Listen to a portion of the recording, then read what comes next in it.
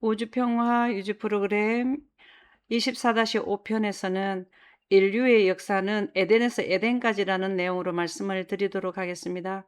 이 역사는 스가랴 6장 13절에 우주 태초에 아버지 하나님과 아들 하나님 두 분께서 평화의 의논이 있으리라 한 내용이 완성되는 단계를 의미합니다. 아담과 하와가 선악과를 먹고 영생에서 인생으로 인류의 시조가 됨으로써 인류의 역사는 시작이 되었는데요. 이게 어디서 시작되었냐면 에덴에서 시작되었습니다. 그래서 에덴이 셋째 하늘에 노아 홍수 때 철수되고 다시 7천년 끝에 지구로 돌아와서 에덴의 위에 지었는 새 예루살렘으로 인하여 온 우주가 다시 새 역사를 쓰게 되는, 그래서 에덴에서 에덴까지라는 내용을 이 시간에는 말씀드리도록 하겠습니다. 처음에 하나님께서 지구를 창조하시고 아담과 하와를 창조하셔서 어디에 두셨냐면은 에덴 동산에 두셨습니다. 이 에덴 동산에서 아담과 하와가 살게 되었는데요. 창세기 1장 1절 3절에 보면 태초에 하나님이 천지를 창조하시니라. 지구를 창조하시고 하나님이 이르시되 빛이 있으라며 빛이 있었고 지구에 하나님의 빛이 비치게 되었습니다. 창세기 2장 7절에서 8절에 보면 에덴 동산을 지으시고 나서 여호와 하나님이 땅의 흙으로 사람을 지으시고 생기를 그 코에 불어넣으시니, 이것은 생기는 하나님의 빛이죠. 이 빛이 있으라면 그 빛으로 생기를 불어넣으니 사람이 살아 움직이는 빛으로 옷을 입은 영생자가 되었다는 것이 생명이 되니라. 여호와 하나님이 동방의 에덴에 동산을 창설하시고 여기에 동산을 창설하시고 그 지으신 사람을 거기에 두시니라, 그렇게 기록되어 있습니다. 그래서 지구를 창조한 뒤에 에덴을 창조하시고 거기에다가 아담과 하와가 빛으로 옷을 입고 영생하는 삶을 살게 되었는데요. 선악과를 먹기 전에 에덴의 모습을 한 번 더 살펴보도록 하겠습니다.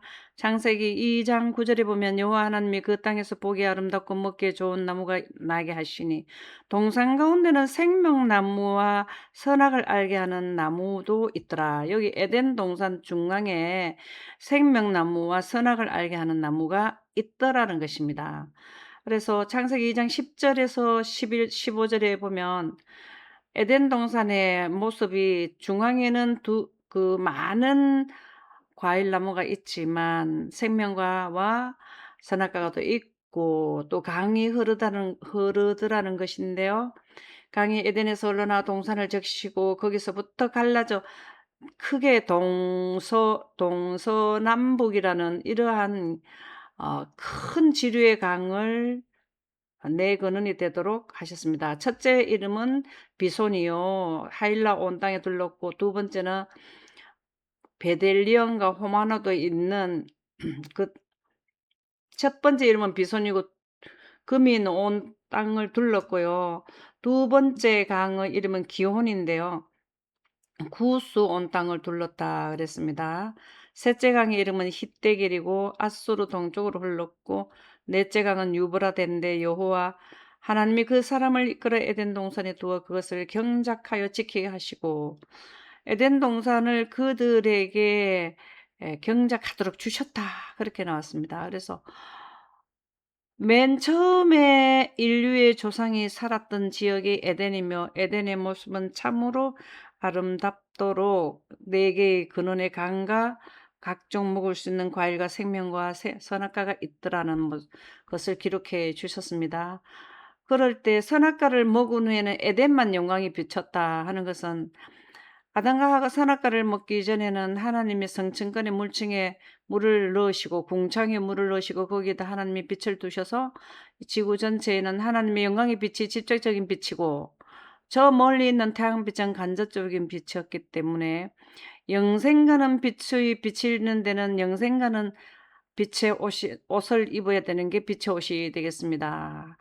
창세기 3장 24절에 보면 이같이 하나님이 그 사람을 쫓아내시고 에덴 동산 동쪽에 그룹들과 두루 도는 불칼을 두어 생명나무의 길을 지키게 하니라 그랬습니다.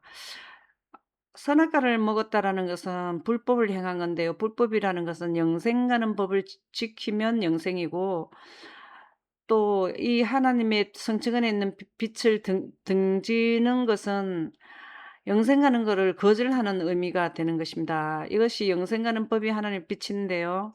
그들은 불법을 행했기 때문에 쫓겨나게 되었습니다.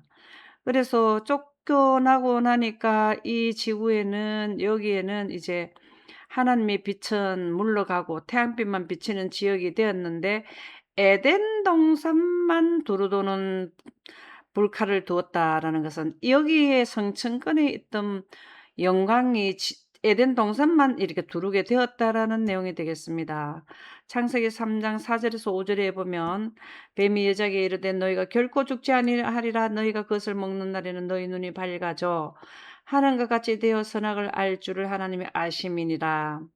선이라 하는 거는 영생 가는 거고요. 악이라 하는 거는 하나님의 빛을 등져서 죽음이 오는 것을 의미합니다. 그래서 선악과는 선과 악을 구별하게 되는, 아담과 하와가 선악과를 먹으니까 영생하는 선의 환경에서 있다가 죽음에 가는 인생의 환경인 악이 있는 환경으로 살게 되었다라는 말씀이 선악과의 의미가 되겠습니다. 여자가 그 나무를 본즉 먹음직도 하고 보암직도 하고 지혜롭게 할 만큼 탐스기도 한 나무인지라. 여자가 그 열매를 따먹고 자기와 함께 있는 남편에게도 주매 그도 먹은지라.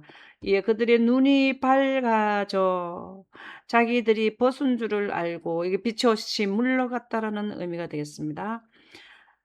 무화과 나무 잎을 엮어 치마로 삼았더라. 에덴 동산에는 하나님의 빛으로 에덴에 있는 모든 남북한만한 땅의 1.4배 되는 지역에는, 아담이 살던 이 에덴의 지역에는 영생가는 빛을 두심으로써 거기에 있는 식물들은 그대로 상하거나 새하거나 썩지 않도록 보존하시기 위해서 에덴 동산을 두루두는 하얀금으로 두셨습니다. 그러면 여기 에덴의 동산에서 아담과 하와가 살았는데, 이 빛이 비치면은 빛으로 옷을 입어야 되는데 그들은 빛의 옷이 물러갔기 때문에 여기에서 나와줄 수밖에 없습니다. 하나님의 빛이 없는 지역인 우리는 사람이 직조한 옷을 입어야 되고, 하나님의 빛이 있는 지역에는 하나님이 직조한 옷을 입어야 되는, 그것이 빛의 옷인데요. 빛의 옷이 물러가니까 이제 무화과 나무로 잎을 엮어서 치마를 만들게 되었습니다. 에덴 동산에 선악과 먹기 전에는 하나님의 영광이 전체 지역에 다 비치도록 했으나, 선악과를 먹고 난 뒤에는 지구 전체 중에서 에덴 동산만 빛이 비치게 되었습니다. 그래서 에덴의 역사에 대해서, 흐름에 대해서 이 시간에는 계속 살펴보는 것인데요. 자, 그렇게 해서 에덴을 제한 지구는 태양만 비치게 되었습니다. 창세기 4장 8절에 보면 가인이 그의 아우 아벨에게 말하고 그들이 들에 있을 때 가인이 그의 아우 아벨을 쳐 죽이니라. 영생하는 환경에서는 죽음이 없습니다. 여기에서 벌써 살인자가 나오고 죽는 자가 나오는 것은 하나님의 불빛이 물러간 지역에서 발생됐다라는 내용이 되겠는데요. 이 지역에는 죽음이라는 게 없습니다. 죽을래야 죽을 수 없는 환경이고, 여기는 영생할래야 영생할 수 없는 환경이 되겠습니다. 그래서 에덴 동산만 제외하고 지구 전체에는 또 사람도 죽고 또 환경도 어떻게 되는지 부조와 선지자 62쪽에 나오는데요. 시드는 꽃과 떨어지는 이 가운데서 최초의 쇠퇴의 징조를 목격하고, 아담과 그의 반려자는 오늘날 사람들이 죽은 자를 인하여 슬퍼하는 것보다 더 깊이 슬퍼했다. 한 번도 낙엽이 지고 꽃이 떨어지는 것을 못 봤는데요. 하나님의 빛이 있으면 상하거나 새하거나 썩지 않게 되고요. 우리가 살고 있는 환경에는 상하거나 새하거나 썩는 것이 보편화되어 있는 것입니다. 아담과 그의 반려자는 오늘날 사람들이 죽은 자보다 사람이 죽는 것보다 꽃잎이 떨어지는 게 더 깊이 슬펐다라는 것이죠. 그 뒤에 또 아들 아벨도 죽게 되니까 얼마나 더 슬퍼지겠습니까? 연약하고 우아한 꽃들의 죽음은 참으로 슬픔의 한 원인이었다. 우리가 지금 현재 우리가 살고 있는 환경에서 꽃잎이 떨어지는 것은 아담과 하와가 선악과를 먹어서 하나님의 빛이 물러가서 그렇다라는 것을 이해하시면 되겠는데요. 그러나 미끈한 나무들이 잎들을 떨어뜨릴 때 그 광경은 죽음이 모든 생물의 운명이라는 엄숙한 사실을 마음에 생생하게 심어주었다. 나뭇잎이 우수수 떨어지는 것은 사람도 삶이 다하게 되면은 죽게 된다는 것을 식물에서 우리도 이해할 수 있다라는 것입니다. 그래서 아담과 하와는 깨닫게 되었는데요. 인류의 역사는 에덴에서 에덴까지이기 때문에 처음에 죄 짓기 전에는 전체 하나님의 영광이 비쳤고, 죄를 짓고 난 뒤에는 에덴 동산만 하나님의 영광이 빛나게 되었습니다. 그런데 이 에덴 동산을 이 땅에 그냥 둘 수 없는 이유와 사건들이 있는데요. 그것은 홍수를 일으키게 하는 데서 에덴 동산이 활동을 해야 홍수가 나게 됩니다. 왜 홍수가 나게 되느냐 하면 부자 선지자 62쪽에 보면 죄악의 조수가 온 세상을 휩쓸었고, 아담과 하와가 선악과를 먹고 난 뒤에 아담과 하와의 후손들이 죄악의 조수가 온 세상을, 지구 전체에 모든 생각이 악하고 도덕이 땅에 떨어졌더라는 것입니다. 사람들의 악행이 홍수로 말미암아 그들의 멸망을 결정지었을 때 에덴을 창설하신 손이 그것을 지상에서 철수시키셨다.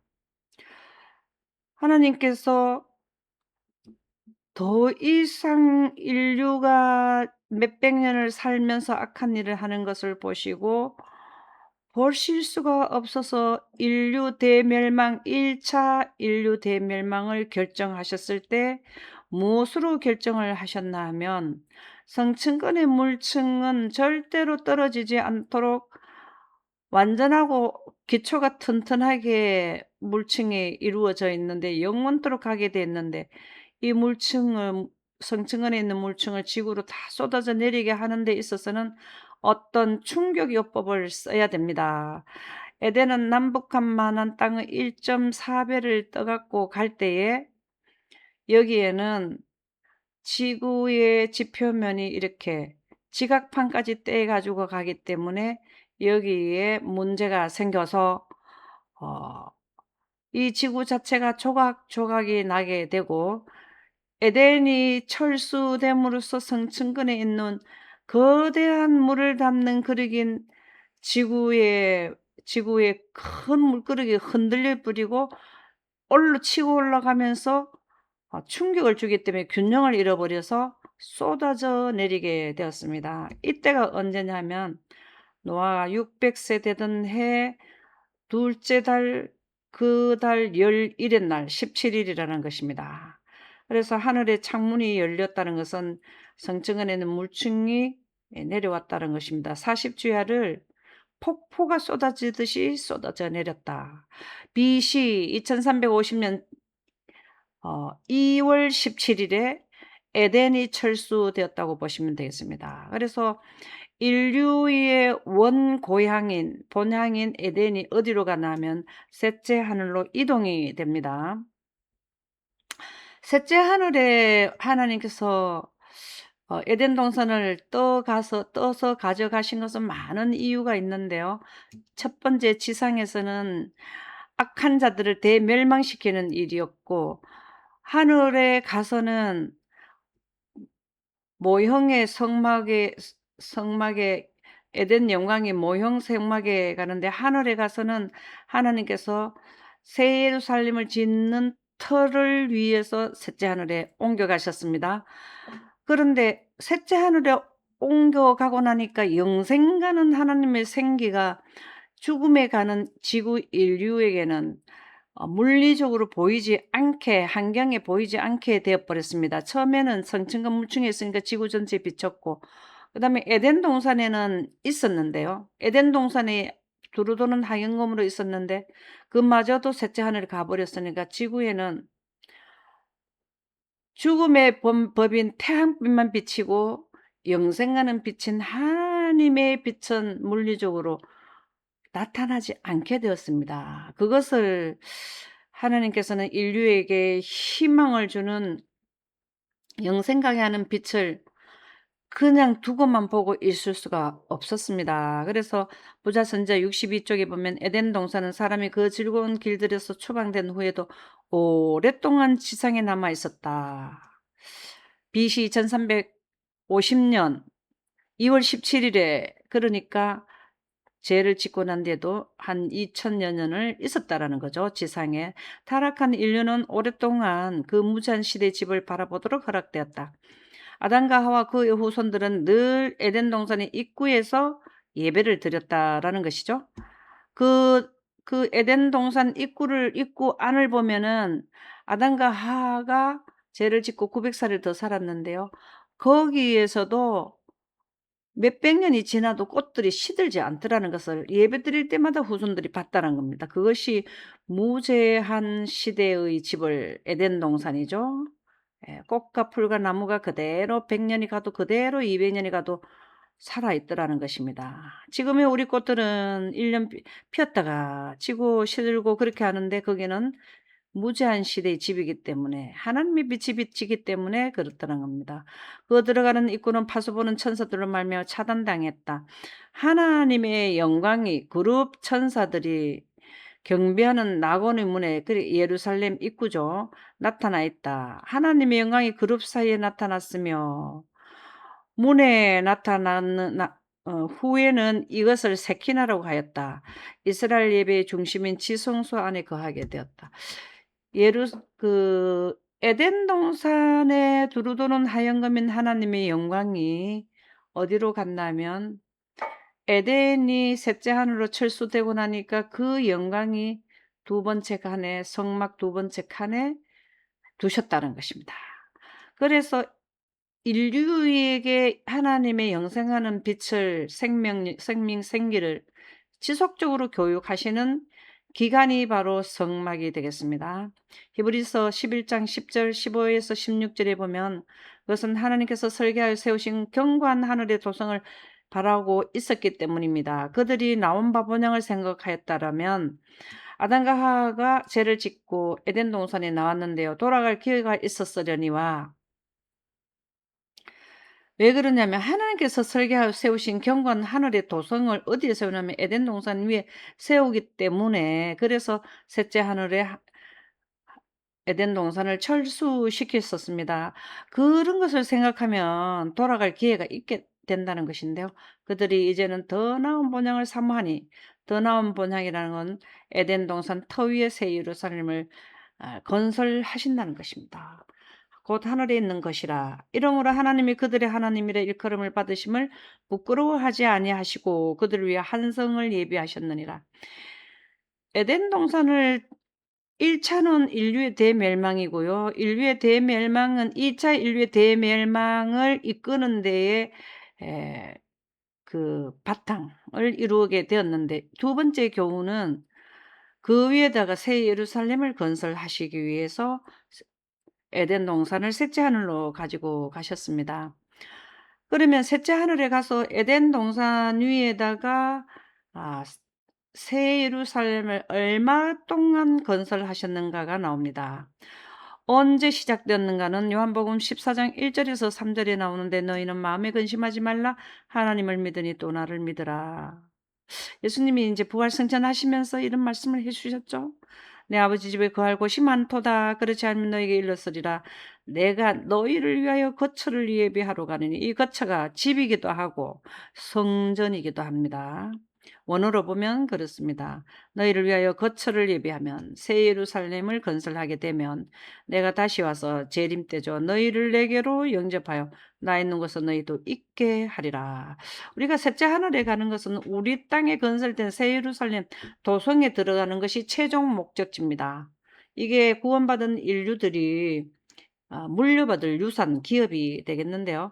그러면 얼마 동안 지었느냐를 살펴보도록 하겠습니다. 대쟁투 421쪽에 보면 약 1800년 동안 성소의 첫째 칸에서 이 봉사의 사업이 계속되었다. 성소의 첫째 칸이, 여기는 모형의 제도고요. 자, 여기에서는 휘장이 쳐 있습니다. 휘장이 쳐지게 되면 하나님의 영광은 셋째 하늘에 하나님의 영광의 보좌가 보좌의 영광이 있는데요. 그게 차단된 지역은 지구밖에 없습니다. 여기 첫째 칸에 하나님의 영광이 차단된 지역은 우주에서 지구밖에 없는데요. 여기에 셋째 하늘에 가서 예수님께서 거처를 첫째 칸 봉사를 하시는데, 여기 셋째 하늘에서 우리 지구라고 할 수 있는 것은 에덴 동산밖에 없습니다. 에덴 동산은 지구에서 떠 가셨기 때문에 지구에 떠간 에덴 동산 위에 새 예루살렘을 건설하는 것을 원형의 처책한 봉사다, 그렇게 생각하시면 됩니다. 그것은 약 1800년 동안 건설하십니다. 예수님이 언제 가셨냐면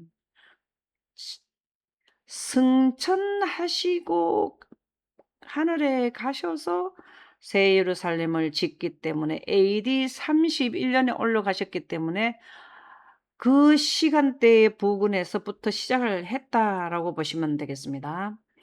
그래서 시작점은 AD 31년 이후라고 보시면 되겠습니다. 그래서 회개한 죄인들은 그들을 위하여 예수하시는 그리스도의 피로 말미암아 죄의 용서를 얻고 하나님께 간합되었으나 그들의 죄는 여전히 기록책에 남아 있었다. 이 여전히 기록책에 남아 있다라는 것은 셋째 하늘의 하나님의 보좌에서 보면은 우리 지구의 6천년의 인류의 역사가 시공간에 다 녹화가 되어 있습니다. 영상으로 남아 있다라는 것인데요.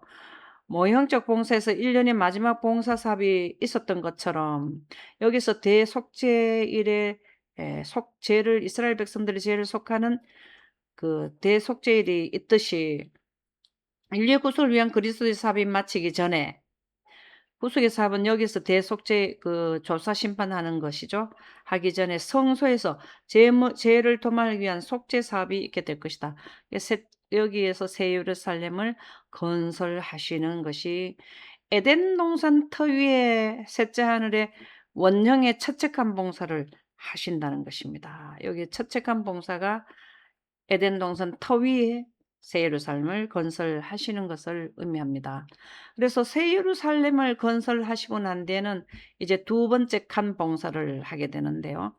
다니엘서 7장 13절에서 14절에 보면 내가 또 밤 환상 중에 보니 인자 같은 이가 하늘 구름을 타고 와서 옛적부터 항상 계신 이에게 나아가 그 앞으로 인도되매, 이 말씀은 우주 태초에 하나님께서는 하나님의 우주의 은하의 중심에 하나님의 셋째 하늘이 있고 셋째 하늘의 중심에는 하나님의 보좌가 있습니다.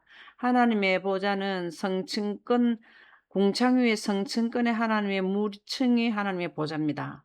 우리 지구도 이렇게 구성이 되었는데요. 우리 지구의 구성을 아담과 하와가 선악과 먹기 전에 환경을 보면은 궁창 위에 물에다가 하나님의 빛을 넣어 두셨는 이런 환경이었는데요.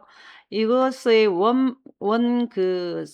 우리는 지점이지만은 하나님의 셋째 하늘은 원본이 되겠습니다. 센터가 되겠는데요. 그래서 그 내용으로 비추어 보면 둘째 하늘은 우주 태초에부터, 둘째 칸은 하나 옛적 보좌는 둘째 칸인데요. 대륙권 성직은 둘째 칸에 예수님께서 조사 심판하러 나가셨습니다. 그리고 이 셋째 하늘도 이런 구조로 구성되어 있다라고 이해하시면 되겠는데요. 그에게 권세와 영광 나라를 주고 모든 백성과 나라들과 다른 언어를 말하는 모든 자들이 그를 섬기게 하였으니 그는 그의 권세는 소멸되지 아니하는 영원한 권세요 그의 나라는 멸망하지 아니할 것이니라. 앞으로 예수님께서 새하늘과 새 땅이 만들어질 때는 우주가 새로운 새 우주로 편성이 되어서 운행이 될 것인데, 그때 영원토록 하나님의 두책한 보좌에서 조사 심판하시는 이분이 하시게 된다는 말씀이 기록되어 있습니다. 계시록 2장 17절에 보면은 기 있는 자는 성령이 교회들에게 하시는 말씀을 들을지어다. 이기는 그에게는 내가 감추었던 만나를 주고, 우리가 하늘나라 가서도 만나를 먹는데요. 또 흰돌을 줄 터인데, 이 흰돌은 희다라는 말은 루코스 빛나다는 것이고, 돌이라는 것은 12가지 보석으로 만들어진 새 예루살렘 성을 의미합니다.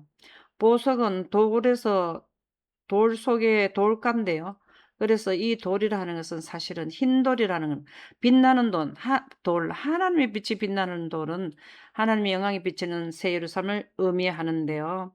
이기는 건 죄를 이기는 자는 새 예루살렘을 주고 새 예루살렘에서 살 때에 만나도 주신다라는 말씀인데요.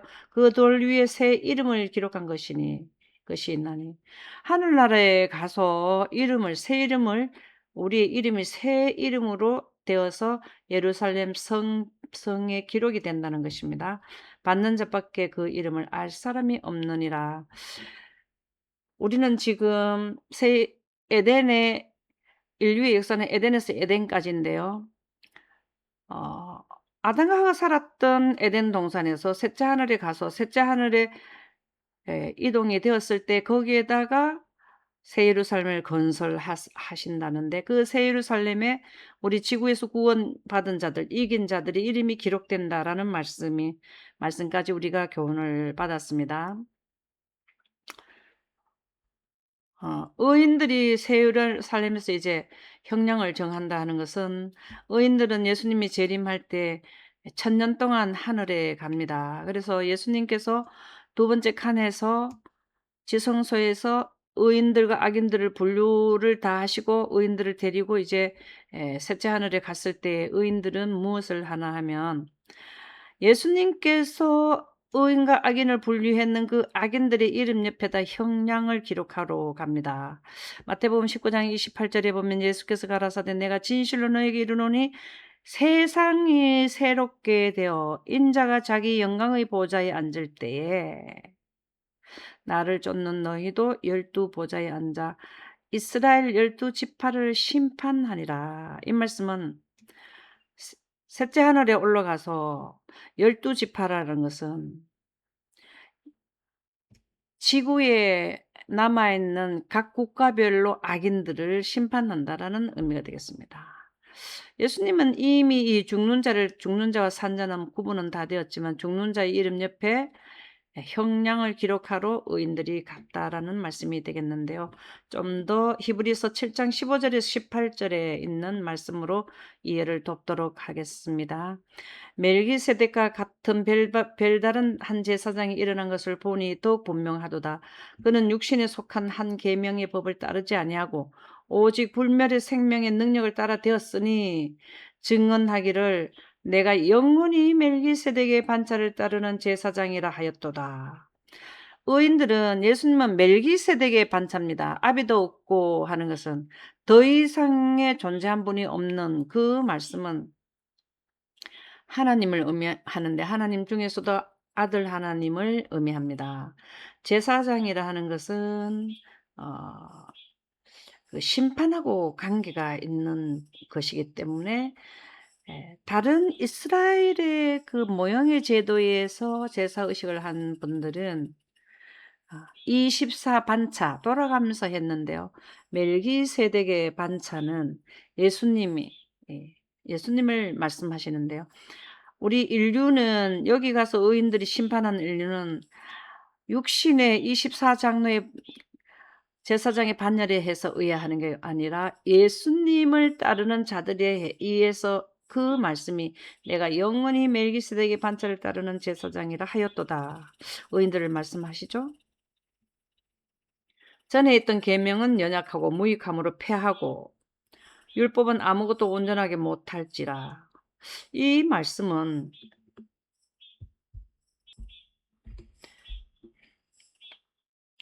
무익함으로 연약하고 무익하다라는 것은 예수님이 십자가에 돌아가실 때 제사법에 양잡아 지내는 것은 그때 당시에 폐해졌고요.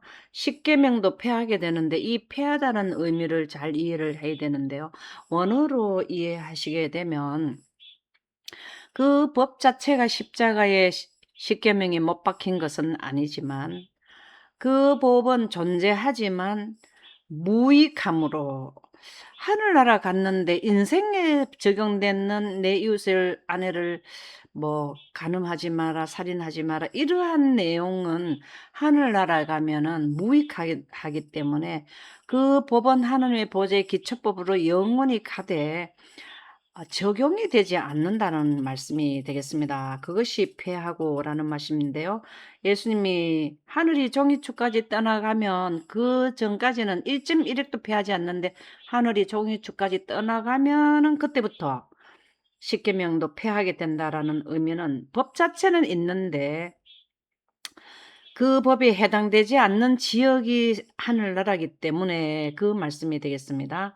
무익함으로 패하고라는 의미는 율법은 아무도 온전하게 못할지라 이에 더 좋은 소망이 생기니 이것으로 우리가 하나님께 가까이 가느니라. 더 좋은 소망은 십계명은 죄를 알리고 죽게 하는 법인데 살리게 하는 법이 더 좋은 소망이라는 것이죠. 그래서 우리가 하늘나라 가면 아담과 하와가 죄짓기 전에 광합성했던 하나님의 빛으로 하기 때문에 그래서 그 소망이 생겨서 우리가 하나님께 가까이 가게 된다라는 말씀이 되겠습니다. 지금은 이어서 지속적으로 새 에덴 동산을 설명드리고 있는데요. 하늘나라 가면 에덴 동산 터 위에 새 예루살렘을 건축을 약 1800년 동안 하시고 새 예루살렘의 의인들의 이름이 기록되었으며 1000년 동안 이 의인들은 하나님의 어린 양의 생명책 여기에서 어 그분들이 악인들의 형량을 기록하고 여기에서 거하게 된다라는 말씀이 되겠습니다. 새 예루살렘의 인류의 이름이 기록된다. 계시록 21장 27절에 보면 무엇이든지 속된 것이나 가증한 일 또는 거짓말하는 자는 결코 그리로 들어가지 못하되 여기 들어오지 못하는 분들은 하나님의 영광과 예언을 못한 자들은 못 돈다. 그 말씀입니다. 우리가 인류법으로 보면 거짓말하지 말라 이런 것은 법을 위반하는 것이지만 우리가 하나님의 영생하는 빛을 등지는 것이 거짓말하는 거고 순수 진리를 전하지 않는 거예요. 이것을 바로 하지 않은 것을 거짓말을 한다. 이렇게 이해하셔도 되겠습니다. 어린 양의 생명책에 기록된 자들만 들어가리라. 어린 양의 생명책에 들어가는 자들은 거짓말 안 하는 자들이에요. 그 말씀은 무슨 말씀인가? 순수 진리를 전하는 것.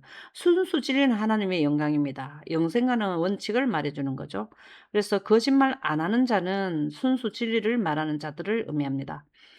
계시록 21장 12에서 14절에 보면 크고 높은 성곽이 있고 12문이 있는데 문에 12천사가 있고 그 문들 위에 이름을 썼으니 이스라엘 자손 12지파의 이름이요 동쪽의 세 문, 북쪽의 세 문, 남쪽의 세 문, 서쪽의 세 문이니 그 성의 성곽에는 12기초석이 있는데 그 위에 어린 양의 12사도의 12 이들 이름이 있더라. 자, 문들 위에는 12지파 구약의 의인들의 이름이라고 대표로 보시면 되고요. 그다음에 아 12기초석 위에는 12사도의 이름이 있습니다. 그러면 신약 시대에부터 2000년 신약 시대에 있던 사람들 이렇게 생각하시면 되겠습니다. 의인들. 그래서 이름이 다 여기에 기록이 되겠습니다. 그래서 14만 사천의 이름은 어디에 들어가 있는 하면은 예루살렘 안에 기초석과 그다음에 문 위에 이렇게 기록이 되는 게 예루살렘 안에 뭐가 기록되냐면 14만 사천의 이름이 기록되는데요. 계시록 7장 14절은 이는 큰 환난 가운데서 나오는 자들인데 어린 양의 피에 그곳을 씻어 희게 하였느니라. 큰 난을 통과한 자들은 14만 사천인들입니다. 그분들은 이 안에 예루살렘 성 안에 기록되어 있는데 좀 더 자세히 본다면 초기문제 11쪽에 보면 드디어 우리가 거룩한 성전에 들어가려고 할 때 예수께서는 부드러운 음성으로 14만 4천 명만이 이곳으로 들어간다라고 말씀하셨다. 우리는 모두 할렐루야 하고 함성을 올렸다. 내가 하늘 가나안의 언어로 더욱 좋은 그 세상의 영광에 대해서는 조금이라도 묘사할 수 있으면 얼마나 좋을까. 나는 거기서 14만 4천 명의 이름이 금글씨로 석판들에 새겨져 있는 것을 보았다. 성 안에는 큰 환난을 통과한 14만 4천인들의 이름이 기록되어 있더라는 말씀이 되겠습니다. 그래서 영광이 담긴 새 예루살렘이 이제 지상으로 내려옵니다. 하늘에서 건설 다 되고 이름이 기록되고 난 뒤에는 이제는 원래의 땅으로 내려오게 되는데요. 초기 문제 52쪽에 보면 예수께서 감난산 위에 서시고 그 산이 갈라져 거대한 평지가 되는 일은 천년기 끝에 있을 것이다. 이 말씀은 6천년의 인류 역사, 7천년 끝에라는 말씀입니다. 무저갱 천년을 지내서 하늘나라에서 의인들이 있는 천년 끝에, 그것은 7천년이 되겠는데요. 그때는 금방 부활한 악인들이 그 광경을 보고 피하여 달아날 것이고, 이 말씀은 그 후에 거룩한 도성이 내려와 평지에 안착하게 되었다. 새 예루살렘 터 위에 지어진 에덴 동산 위에 지어진 새 예루살렘이 감난산에 예수님이 먼저 그 감난산을 터를 닦은 데 내려오더라는 말씀이 되겠습니다. 그래서 에덴을 철수를 해서 다시 에덴까지 돌아오는 데는 수천 년의 시간이 걸려서 원 그 땅에 지구 땅이기 때문에 지구 땅에 돌아오게 되는데요. 스가랴 2장 11절에서 13절에 보면 그날에 많은 나라가 여호와께 속하여 내 백성이 될 것이요 나는 내 가운데서 머물리라. 내가 만군의 여호와께서 나를 내게 보내신 줄 알리라. 여호와께서 장차 유다를 거룩한 땅에서 자기 소유를 삼으시고 다시 예루살렘을 택하시리니 예루살렘의 터는 에덴이 되겠습니다. 모든 육체가 여호와 앞에서 잠잠할 것은 여호와께서 그의 거룩한 처소에서 일어나심이라 하라 하더라라는 말씀이 있습니다. 우리가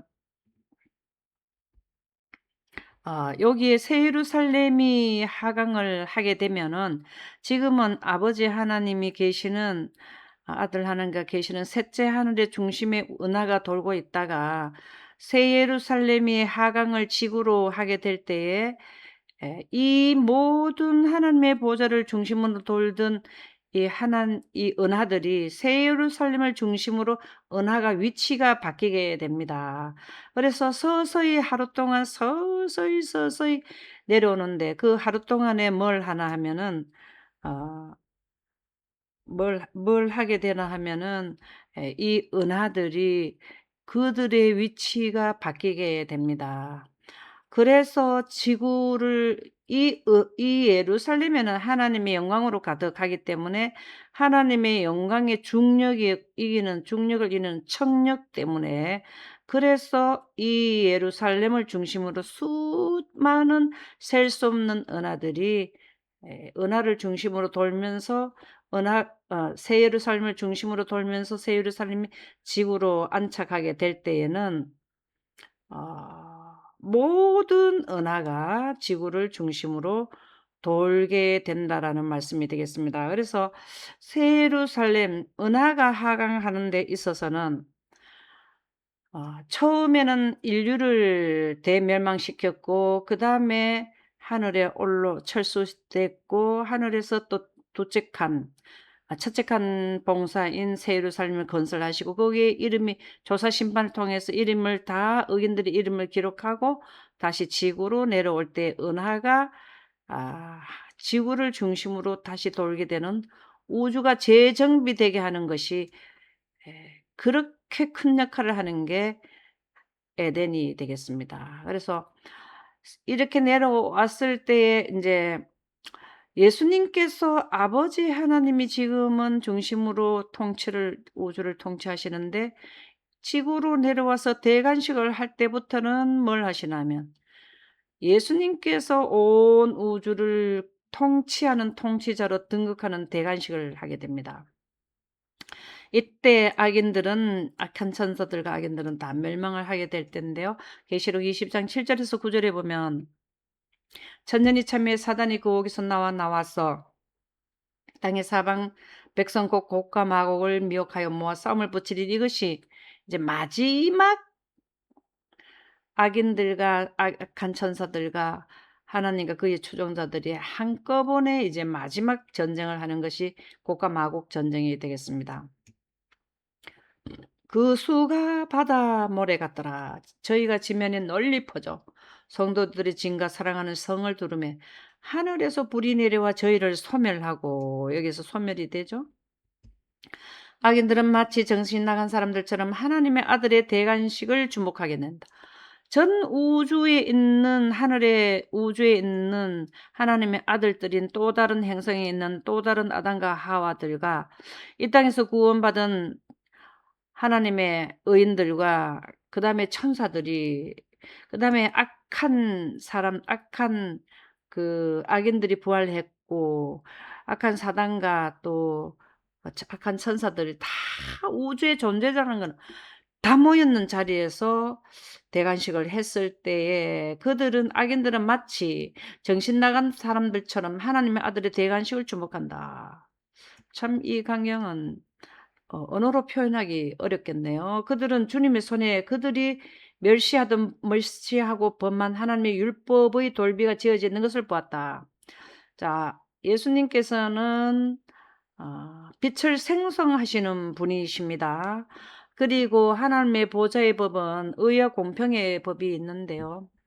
하나님의 빛과 구속의 경륜의 법인 십계명이 있습니다. 그것을 가지고 그들이 하나님의 율법의 돌비가 지어져 있는 것을 보게 되었다. 그 하나님의 손에 있는 법을 지키지 않았기 때문에 죽음에 간 것이죠. 대쟁투 665쪽. 하나님의 아들의 마지막 대관식은 하늘과 땅의 모든 거민 한 사람도 빠짐없이 모인 가운데서 행해진다. 영멸의 갈자와 영생의 갈자, 우주에 있는 모든 존재자들은 한 사람도 빠짐없이 다 모이게 되는 게 대관식 때가 되겠습니다. 이제 만왕의 왕께서는 최고의 위엄과 권세를 가지고 당신의 정부에 반역한 자들에게 선고를 내리시고 하나님의 율법을 범하고 그분의 백성을 박해한 자들에게 판결을 집행하신다.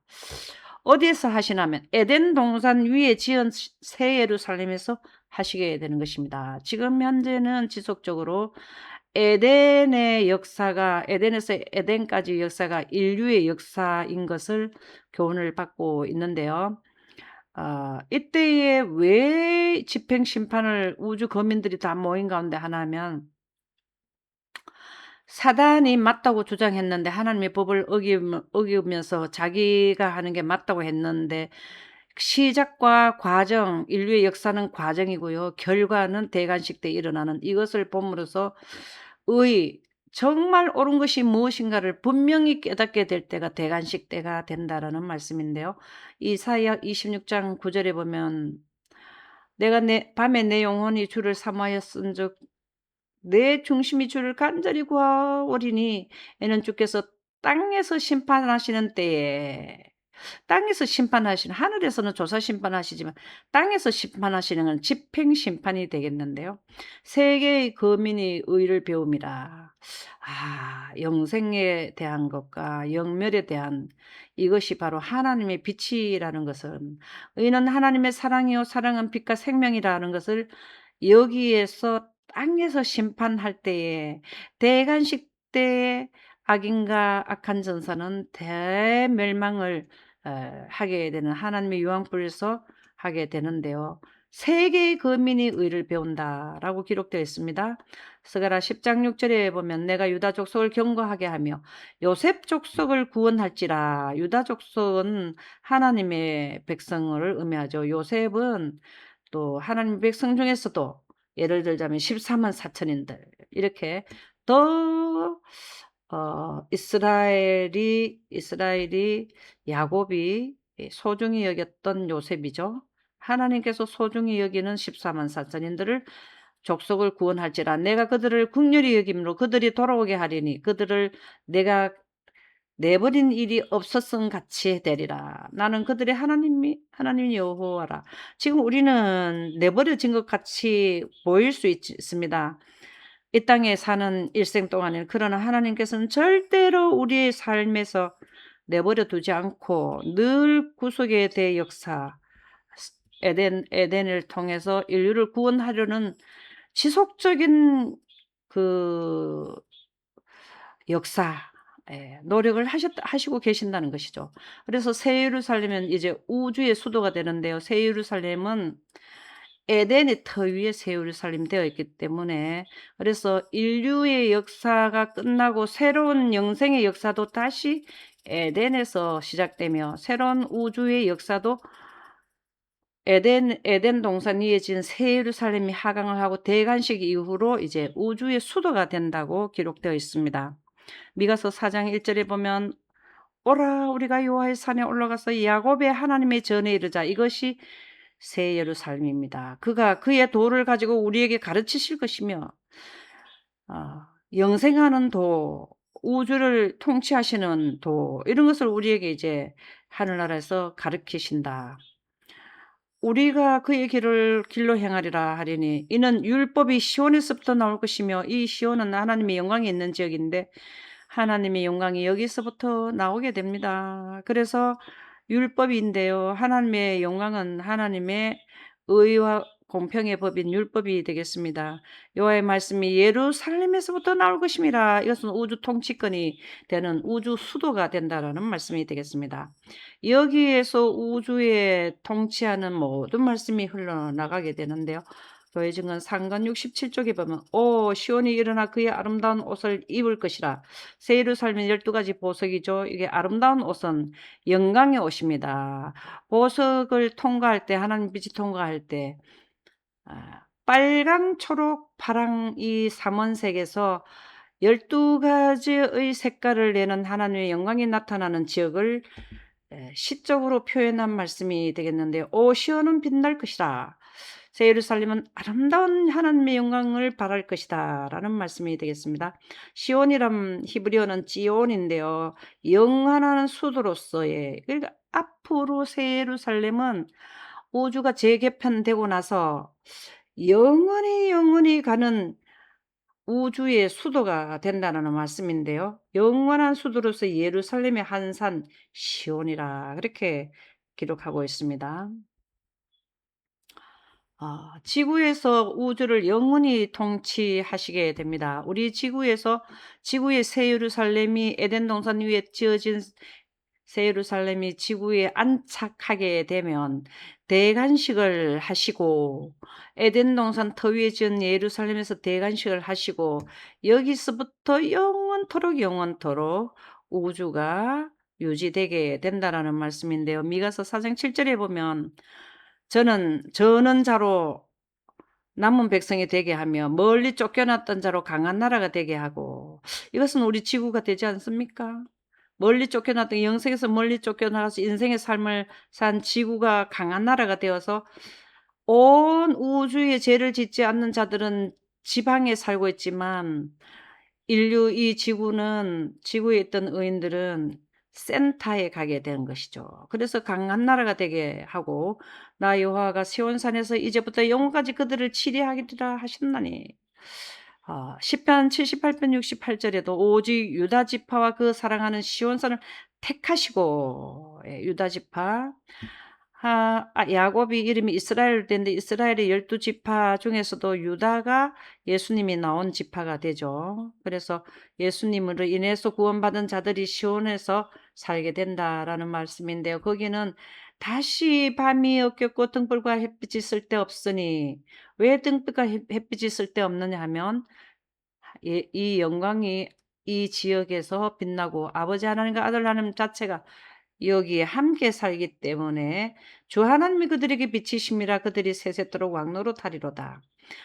영생가는 하나님의 빛을 생성하시는 근원지, 본질 자체, 근원 자체가 되시는 분이 아버지 하나님과 아들 하나님이 여기에서 같이 살기 때문에 세세토록 왕노릇하리로다는 것은, 우리가 왕같은 제사장이라는 것은 아버지 하나님과 아들 하나님이 누리는 것을, 영생을 누리게 된다라는 말씀이 되겠습니다.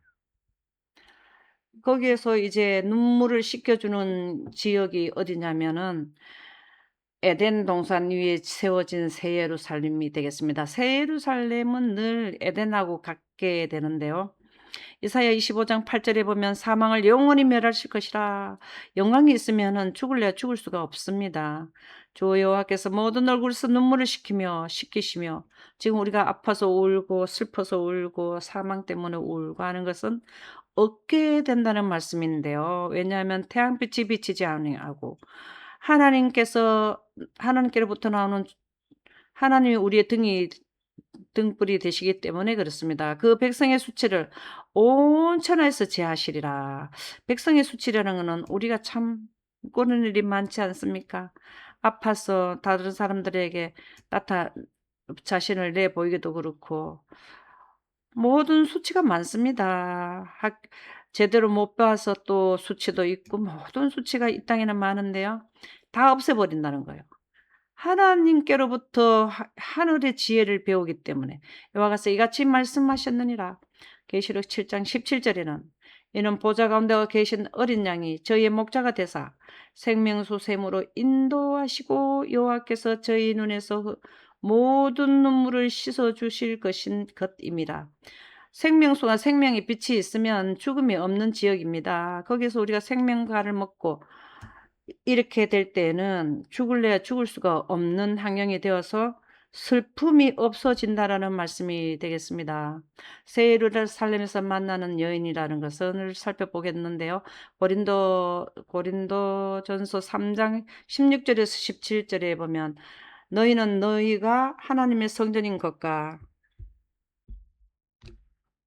하나님의 성령이 너희 안에 계시는 것을 알지 못하느냐. 누구든지 하나님의 성전을 더럽히면 하나님의 성령은 하나님의 빛입니다. 하나님의 성전에 하나님의 빛이 없으면 어, 하나님의 영광이 있기 때문에 깨끗한 것이고 거룩한 곳이 되겠습니다. 그래서 우리도 성전인데요. 성령이 들어오시게 되면 우리의 성전은 깨끗하게 되는데요. 알지 못하느냐 누구든지 하나님의 성전을 더럽히면 이 말씀은 하나님의 빛을 거절하게 되면 아담과 하와가 하나님의 빛을 거절했기 때문에 인생으로 바이러스가 공존하는 환경으로 오게 되었죠. 그래서 성령을 거절하면 안 된다는 것이죠. 그래서 성령이 너희 안에 거하시는 것을 알지 못하느냐. 성령은 하나님의 빛이 구름에 있는 영광인데요. 성령은 구름에 있는 하나님 빛이 성령인데요. 여기 있을 때는 성전이 거룩한 곳이 됩니다. 우리 몸도 하나님의 빛이 들어올 수 있는 지역이기 때문에 빛이 없으면 더럽게 된다. 이 말씀이죠. 그래서 이 말씀을 다르게 표현하면 하나님의 영생하는 빛을 구해라. 이 말씀이 되겠습니다. 하나님이 그 사람을 멸하시리라. 성전을 더럽혔다는 건 빛을 등전 자들은 멸한다 이 말씀인데요. 하나님의 성전은 거룩하니 너희도 그러하니라. 우리가 작은 성도가 모여서 성전이 됩니다. 지금의 교회 성전은 성막제도의 제도가 여기도 성전인데요. 하나님의 지금 교회도 성전이고 성막이나 지금 교회의 원형이 새 예루살렘이 되겠습니다. 그래서 새 예루살렘 성 안에는 하나님의 영광이 있기 때문에 거룩합니다. 다시 말해서 이 땅에 있는 여기에 들어갈 자들은 성령이 개개인의 성도들한테 계셔야 하나님의 성령의 영광이 있는 새 예루살렘에 들어가게 된다라는 말씀입니다. 각 시대의 대쟁도 648, 649에 보면 14만 4천인들은 그들은 보좌 앞에서 새 노래를 부를 것인데 이게 어린 양의 보좌인데 여기서 새 노래를 부르는 자들이 14만 4천입니다. 그 노래는 14만 4천 외에는 아무도 배울 수 없는 노래이다. 그것은 모세와 어린 양의 노래 곧 구원의 노래이다. 그들이 체험의 노래 곧 다른 어떤 사람도 체험하지 못한 경험의 노래이기 때문이다. 그들은 어린 양이 어디로 인도하든지 따라가는 자며 살아있는 자들 가운데서 땅으로부터 끌어올림을 받은 자들이다. 예수님께서 요한을 통해서 우리에게 하늘에서 신부가 내려온다는 것, 새 예루살렘이 내려온다. 이것도 어린 양이 신부가 되고요. 여기에 들어갈 자도 성도도 또한 신부라 그랬습니다. 그래서 새 예루살렘에서 만나는 여인들, 신부들이 새 예루살렘에서 만나게 된다는 말씀입니다. 그것은 바로 에덴의 터 위에 지어진 새 예루살렘을 의미하는데요. 그래서 인류 역사는 에덴에서 에덴까지입니다. 지구 창조했을 때 에덴, 그 다음에 지구가 성령을 받아서 영원한 거처가 될 에덴. 그래서 인류의 역사는 에덴에서 에덴까지입니다. 의인이 땅을 차지하며 거기 영영이 거하리로다. 불타는 검으로 최초의 이거 창조 때죠. 부부를 에덴에서 쫓아내어 선악과 먹었을 때죠. 들어오지 못하게 한 때로부터 거룩한 사람들이 사모하는 마음으로 바라보았던 그때, 즉 그 얻으신 것을 구속하시는 그때가 왔다. 원래 사람에게 왕국으로 주어졌으나 사람이 이에서 사단의 손에 팔려 넘어갔고 그리하여 힘선 원수에 의하여 그토록 오랫동안 장악되었던 이 지구가 구속의 대경륜을 통하여 되찾아진 것이다. 새 예루살렘이 건설되어서 땅으로 다시 지구로 왔을 때 되찾아지게 된 것입니다. 이것은 평화의 의는 원시 태초에 우주 태초에 구속의 대경륜을 계획하신 그 설계 우주 대 프로젝트가 이제 새 예루살렘의 에덴 동산 위에 지어져서 하강을 했을 때에 인류의 역사는 모두 끝나고 되찾아지게 됐다는 말씀이 되겠습니다. 일련의 사건의 한 부분인 바벨론의 붕괴와 관계 있는 기별이 주어져야 한다. 그 영광으로 온 땅을 환하게 하는 계시록 18장이죠. 그 천사가 큰 음소는 무너졌다 큰 성 바벨론이 하고 힘차게 외치는 동안 하나님의 백성들은 그 천사에 관하여 깨닫고 있어야 한다.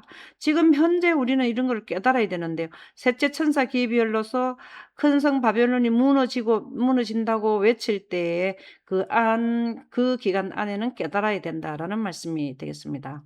지금 일어나고 있는 엄숙한 사건들은 역사의 사슬, 에덴에서 에덴까지 가는 예언의 역사가 인류의 역사인데요. 인류의 역사의 사슬 가운데 있는 일련의 사건들로서 그 첫 번째 고리는 아담과 하와가 선악과를 먹은 그 에덴, 선악과 먹기 전에 에덴을 그 동산에서 살았던 그 지역에서부터 시작점이 되어서 연결되고 있다라는 말씀이 되겠습니다.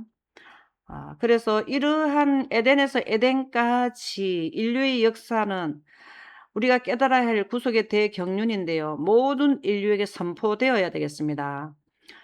이렇게 6,000년의 역사가 끝나고 7,000년의 역사가 끝나고 영원까지 가는 이 인류의 대비밀의 경륜, 에덴에서부터 에덴에 의해서 인류의 역사의 시작에서 인류 역사가 끝나는 부분은 꼭 인류에게 선포되어야 된다고 기록되어 있습니다. 사인즈 1912년 1월 30일자에 기록된 말씀인데요.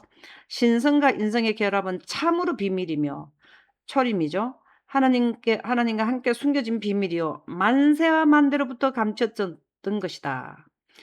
우주 태초부터 그 계획은 세웠으나 아담과 하와가 선악과 먹을 때 이게 선포되었죠. 비밀의 경륜이. 그것은 여호와께서 영원한 침묵 속에 감춰 두셨다가 에덴에서 여자의 후손이 뱀의 머리를 상할 것이요 뱀은 발꿈치를 상하게 할 것이라는 예언과 함께 처음으로 공개되었다. 창세기 3장 15절을 의미하죠. 세계가 창조되기 전, 사람이 지음을 받기 전 만세와 만대로부터 하나님의 침묵 속에 감추어 두셨던 이 비밀을 공개하셨는데 아담과 하와가 죄지었을 때 공개하셨죠. 그것은 그 비밀의 일부로서 그리스도께서 착수하실 일 중에서 그리스도께서 맡으신 역할이었다. 구속의 대경륜은 예수님이 아담과 하와에게 선포할 때 착수하셨고 6,000년의 긴 기간에 그 착수한 일을 계속해서 경고 성취해 오시다가 새 예루살렘이 하강해서 대관식을 하실 때는 마지막 그리스도의 역할이 되겠는데요. 이 놀라운 신비 곧 그리스도의 성육신과 그의 치루신 속죄는 아담의 모든 아들과 딸들에게 선포되어져야 한다. 에덴에서부터 죄 지을 때 에덴에서부터 죄가 완성되어서 새 하늘과 새 땅이 이루어지는 그 예언, 긴 예언은 모든 인류에게 꼭 비밀로 붙여질 것이 아니라 선포되어야 한다라는 말씀이 되겠습니다. 지금까지는 아담과 하와가 죄를 짓고 에덴에서부터 쫓겨나서 다시 에덴에 아담과 하와가 들어가는 에덴에서부터 에덴까지의 긴 역사와 그 에덴이 역사하는 우리에게 주는 교훈을 살펴보았습니다. 이 15-1 편 다음 편에는 새하늘과 새 땅에서 영원히 살게 되는 새하늘과 새 땅에 대한 말씀을 드리도록 하겠습니다. 감사합니다.